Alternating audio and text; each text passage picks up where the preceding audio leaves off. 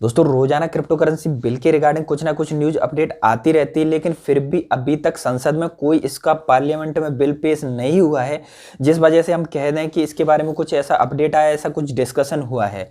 उसके अलावा आरबीआई का कहना है कि हम क्रिप्टो करेंसी को पूरी तरह से बैन करवाना चाहते हैं और पूरी तरह से कोशिश कर रहा है आरबीआई की क्रिप्टो करेंसी को बैन कर देंगे।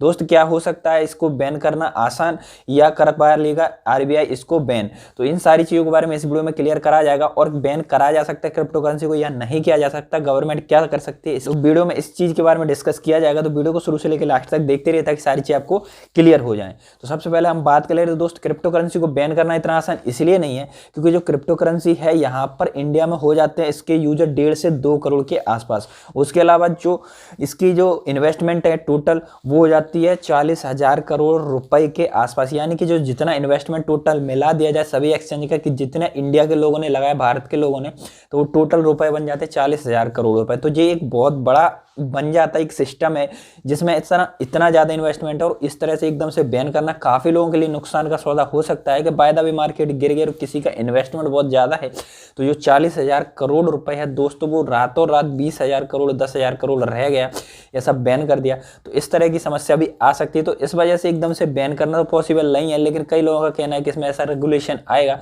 रेगुलेशन के साथ में टैक्स के साथ में गवर्नमेंट को ट्रांजैक्शन सारे जाएंगे और उसके अलावा जितने भी आरबीआई हैं और इनकम टैक्स डिपार्टमेंट है, गवर्नमेंट है, तो सारे जो अपडेट जितने भी एक्सचेंज हैं उनको देने पड़ेंगे, तभी आपको क्रिप्टो करेंसी में इन्वेस्ट करने का मौका मिलेगा। और ऐसी भी बातें कही जा रही थी कि क्रिप्टो करेंसी पर बैन लगाया जाएगा तो जो जितने भी क्रिप्टो करेंसी में इलीगल तरीके से यहाँ पर इन्वेस्टमेंट करेंगे बैन के बाद तो उनको एज अ वारंट निकाला जाएगा जिससे उनकी गिरफ्तारी होगी, वो भी बिना किसी जमानत के। तो क्या सारी चीज़ उसके बारे में हम थोड़े कुछ डिस्कस कर ले रहे हैं।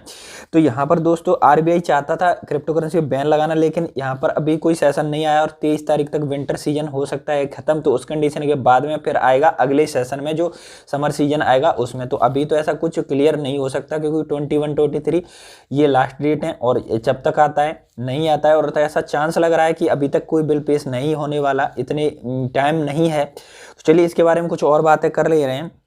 जैसे क्रिप्टो करेंसी के बारे में जो रेगुलेशन चाहती हैं क्रिप्टो करेंसी, इंडियन गवर्नमेंट चाहती है कि इस पर रेगुलेशन लगाया जाए और आरबीआई इसीलिए नहीं चाहती क्योंकि ये एक ब्लॉकचेन है, डिसेंट्रलाइज सिस्टम है, फिर किसी का इंटरफेयर नहीं कर सकता कोई भी गवर्नमेंट, या अगर इसके थ्रू फ्रॉड होता है तो इसको कोई ट्रैक करने में काफ़ी मुश्किल होती है। तो इस वजह से भी गवर्नमेंट जो आरबीआई नहीं चाहता कि इसको लाया जाए, और आरबीआई हालांकि चाहता भी नहीं है कि कोई भी ऐसा अलग करेंसी आए, हमारी इंडियन करेंसी चले, क्योंकि सभी लोग चाहते हैं कि हमारी चीज़ चले और किसी और की बंद हो जाए। तो इस तरह की बातें भी हो सकती हैं आरबीआई के थ्रू। उसके अलावा दोस्तों जहाँ पर कहा गया था कि आरबीआई क्यों नहीं चाहती थी दोस्तों, इसी का था कि ये टेरर फंडिंग होती है, यहाँ पर हवाला जैसे काम होते हैं, उसके अलावा लोगों का ट्रांजैक्शन ट्रैक करना मुश्किल हो जाता है, आरबीआई इस बात को भी कहता है।